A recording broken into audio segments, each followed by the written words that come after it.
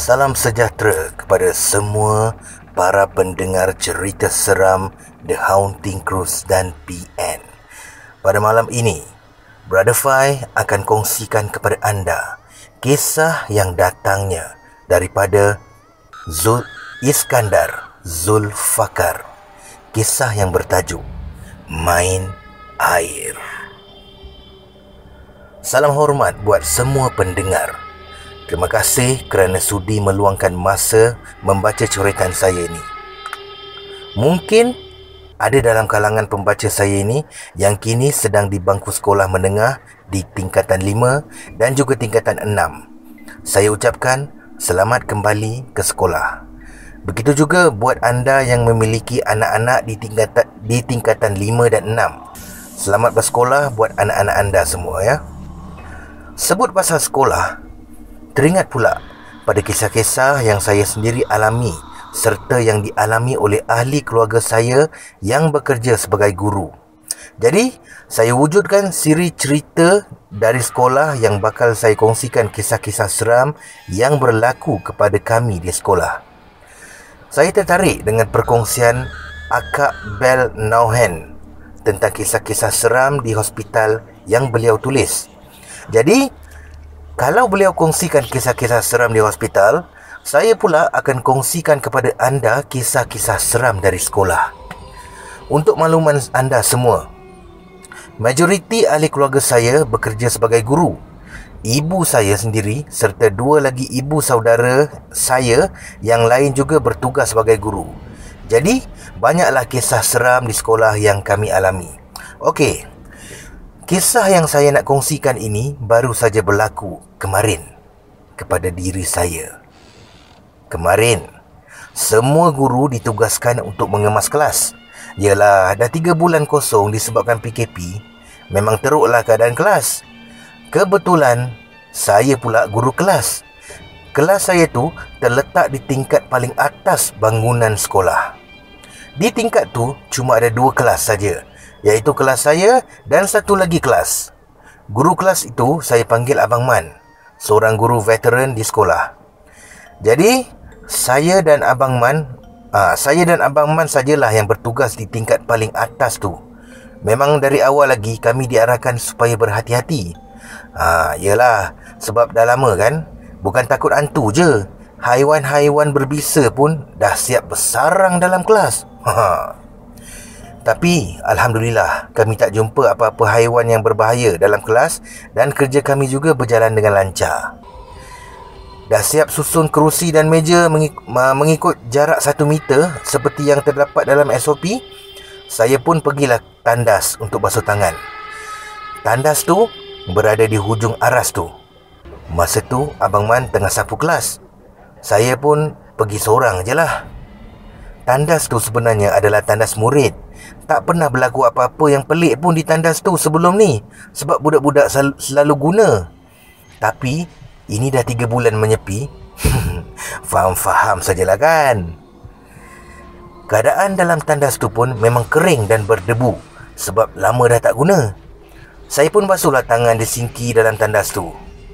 Tengah asyik basuh tangan, tiba-tiba saya terdengar bunyi air paip mengalir dari arah dalam kubikel bilik air dalam tandas tu. Pintu bilik air tu tertutup. Saya pun pelik lah. Tadi tak bunyi pun, tiba-tiba saja ni. Saya pun malas nak fikir kan. Sebaliknya, terus sambung basuh dan sabun tangan saya. Mungkin dia marah kot saya tak layan dia. Kali ni, bunyi air mengalir lagi kuat. Sepertinya pili paip dipulas untuk menambahkan lagi kelajuan air yang memancut tu. Saya dah mula tak sedap hati. Disebabkan perasaan ingin tahu, saya pun pergilah dekat dengan pintu kubikel bilik air tu. Pintu tu tak berkunci sebab ada renggang sikit. Lagilah saya rasa bimbang. Yelah, kalau orang betul, takkanlah dia tak kuncikan ketika melepaskan hajat. Lagipun, waktu tu memang tak ada cikgu-cikgu lain naik tingkat atas tu, sebab semuanya sibuk mengemas kelas masing-masing. Saya pun mengambil keputusan untuk tolak pintu tu sebab nak tengok apa sebenarnya yang ada dalam bilik air tersebut. Malangnya, baru je saya sempat letak tangan di pintu dan belum sempat nak tolak pintu tu lagi, tiba-tiba dengar bunyi orang berlari atas siling bumbung tandas tu. Bunyi lari tu kuat sangat. Bukan macam tikus. Kalau tikus memang perlahan aja. Bunyi kuat macam tapak kaki manusia. Mengucap panjang saya masa tu. Terkejut yang amat sangat. Nasib baik tak ada sakit jantung.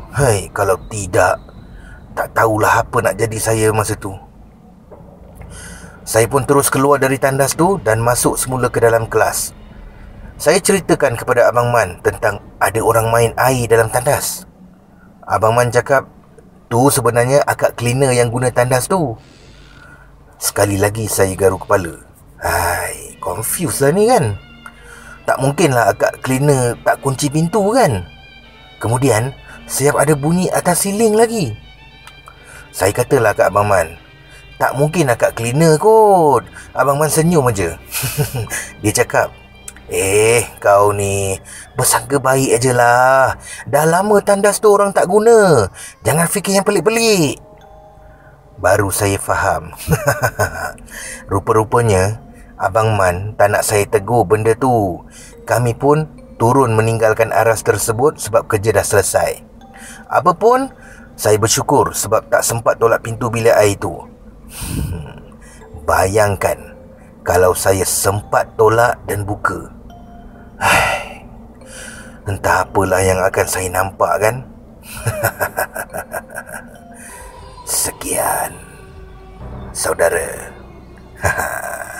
Nak dengar cerita lagi tak?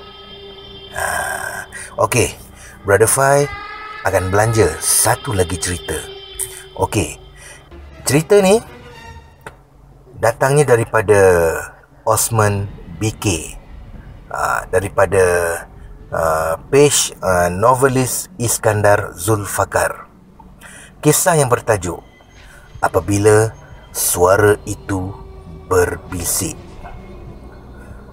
Assalamualaikum, Tuan novelis Iskandar Zulfakar. Begitu juga kepada rakan-rakan pendengar yang dihormati. Amalan orang-orang tua dulu agar sebelum tidur jangan dilupa membaca 3 kul. Tapi ada juga kadang tu kita terlupa. Sebenarnya banyak rahsianya amalan tersebut.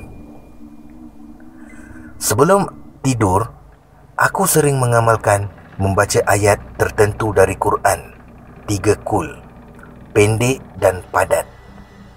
Satu malam tu, dek kepenatan, sedang lena tidur, tiba-tiba seperti ada suara berbisik di telingaku. Bang, bangun, ada benda terbakar. Aku hanya menganggap enteng tentang suara tu dan masih tidur. Bang, bangunlah, katanya lagi berbisik. Aku bangun dan memandang sekeliling, melihat anak dan isteriku. Semua sedang berdengkur aman. Aku meneruskan tidur dan ketika hendak terlelap, aku terhidu sesuatu yang hangit. Ketika itulah suara tadi yang berbisik seakan marah. Bang, bangun, ada benda terbakar. Aku bingkas bangun dan membuka lampu bilik. Rupa-rupanya kipas mejaku sedang berasap menunggu masa untuk meletup ataupun terbakar. Terkejut semua anak-anak dan isteri. Lantas aku mematikan suis dan membersihkan mana yang patut. Tatkala menyambung tidur, aku terfikir sejenak. Siapakah yang membisikkan ke telingaku, memberitahu kejadian itu? Aku tidur semula di lantai di tengah laluan. Beberapa minit kemudian, sekali lagi suara itu berbisik. Jangan tidur di laluan tak elok. Aku tak boleh lalu. Perlahan-lahan aku bangun dan terus mengemping di sisi isteri kerana ketakutan. Tahu tak maksud mengemping tu apa? Okey, kalau tak silap Brother Fai, mengemping ni bermaksudnya duduk rapat. Duduk yang rapat, ala-ala manja, ala-ala itulah. Dalam istilah bahasa Jawa lah, kan? Sebab arwah ayah Brother Fai berketurunan Jawa. Jadi arwah ayah dulu selalu sebut perkataan tu, mengemping, mengemping. Asyik nak mengemping aja. Dah lama dah brother tak dengar perkataan tersebut. Semoga arwah ayah ditempatkan di kalangan orang-orang yang beriman. Al-Fatihah. Muhammad Nur Alam bin Haji Said. Sekian.